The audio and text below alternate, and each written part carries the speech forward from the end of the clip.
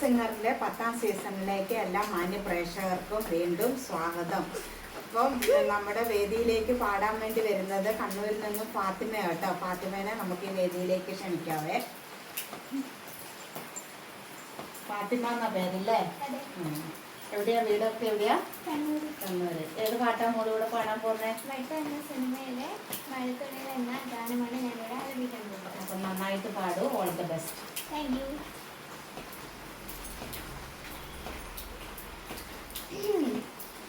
മഴത്തുള്ളികൾ പൊലിഞ്ഞിടുമീ നാഴൻ വഴി നനഞ്ഞോടിയൻ കുടക്കീഴിൽ നീ വന്ന കാറ്റാലൻ ഈരങ്ങൊഴി ചേരുന്നിരൻ ഈരാഗമിൻ.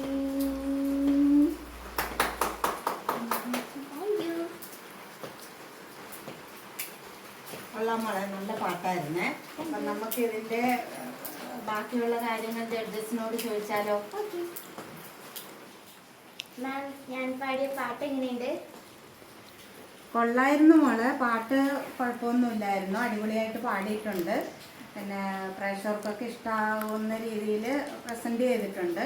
പിന്നെ പോരായ്മ എന്ന് പറഞ്ഞു കഴിഞ്ഞാൽ ഷഡ്ജം കുറവായിരുന്നു, അതൊരു പോരായ്മയായിട്ട് കാണുന്നുണ്ട്.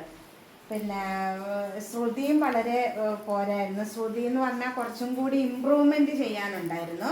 ശ്രുതിനെ ഞാൻ രാവിലെ വിളിച്ചിട്ടുണ്ടായിരുന്നു. അപ്പൊ അവളുടെ അമ്മ പറഞ്ഞു ബാത്റൂമിൽ വീണിട്ട് കാലൊടിഞ്ഞു കിടക്കുക, അപ്പൊ അതുകൊണ്ട് വരാൻ പറ്റില്ല.